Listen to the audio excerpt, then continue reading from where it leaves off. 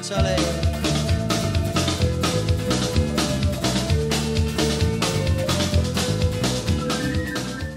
Alors rapidement, je vais passer sur les branches infinies. Parce que là aussi, on vous dit, dans la marge du programme, il est dit, les branches infinies, tout ça, il faut savoir faire. Alors, ce n'est pas très compliqué. Il faut juste comprendre encore une fois comment ça fonctionne. Alors, quand est-ce qu'on a une branche infinie? On a une branche infinie quand votre mobile, il faut bien voir un arc paramétrique comme un petit mobile qui se déplace dans le plan. Et donc, vous avez l'origine du repère, 0, voilà, qui est, on pourrait dire que le mobile, peut-être, il part de là, mais pas du tout, il part d'où il veut. Mais donc, on dit qu'on a une branche infinie quand votre mobile il s'éloigne de 0 à une distance infinie. Donc, on regarde O, M de T, O, c'est l'origine du repère. Donc, si cette norme-là tend vers l'infini. Alors, ça sera souvent le cas quand X ou Y tendront vers l'infini, mais pas toujours. Alors, vous avez des trucs tordus, par exemple, un X cos T, un Y sinus T, vous savez, enfin, T cos T, T sinus T, vous n'aurez pas X et Y qui tendent vers l'infini, mais la norme tendra vers l'infini. Vous pouvez le vérifier. Mais la plupart du temps, ce sera ça, quand X ou Y tendent vers l'infini. Et alors là, on étudie tous les cas possibles.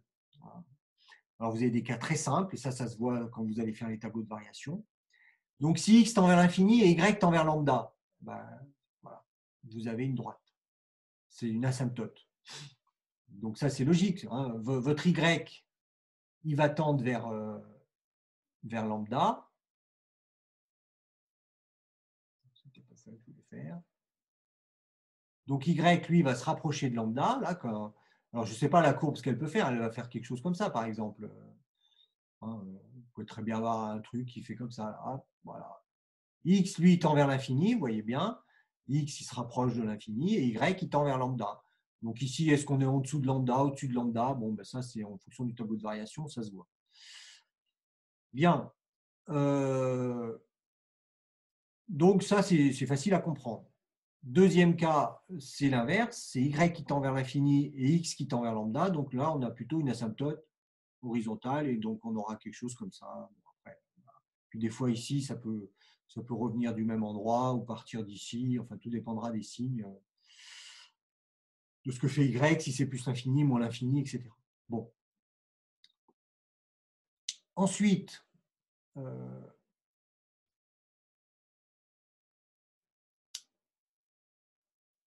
alors le cas le moins sympathique, c'est quand les deux tendent vers l'infini. Donc, quand les deux tendent vers l'infini, qu'est-ce qui se passe? Ben là, c'est un peu comme une courbe Y égale f de x. Vous savez ce qui se passe quand vous avez f qui tend vers l'infini. Qu'est-ce qu'on fait? Alors là aussi, on peut utiliser les développements limités, mais sinon, on fait f de x sur x. Vous vous rappelez, ça, on a un petit peu parlé en début d'année. On fait f de x sur x pour voir s'il y a éventuellement une asymptote, etc. Ben là, vous faites pareil, puisque votre f, quand vous faites f de x sur x, f, c'est votre ordonnée. Donc ici, votre ordonnée, c'est y. Donc vous faites y sur x, et vous regardez ce qui se passe. Donc, première chose, si y sur x tend vers 0. Y sur x tend vers 0, c'est le cas notamment quand vous avez la fonction log. Quand vous faites log de t sur t, vous savez que ça tend vers 0. Quand vous faites racine de t sur t, vous savez que ça tend vers 0. Et vous savez à quoi ressemble log, à quoi ressemble racine. On a ce qu'on appelle une branche parabolique d'axe x. Ben là, ça sera pareil. Si y sur x tend vers 0, c'est une branche parabolique. Donc, il faut penser à log, il faut penser à racine. Si ça tend vers l'infini, il faut penser à l'exponentielle ou à x carré. Si vous remplacez y de t par exponentielle de x, là, si vous faites x de t égale t, y de t égale exponentielle t, vous avez une branche parabolique d'axe x. Donc, c'est ce que j'ai tracé comme ça à la main, du y ou du x. Enfin, y qui tend vers l'infini avec une branche parabolique. Voilà, donc ça, c'est des trucs à retenir, mais c'est assez facile. Ensuite, quand vous avez une limite finie, petit p.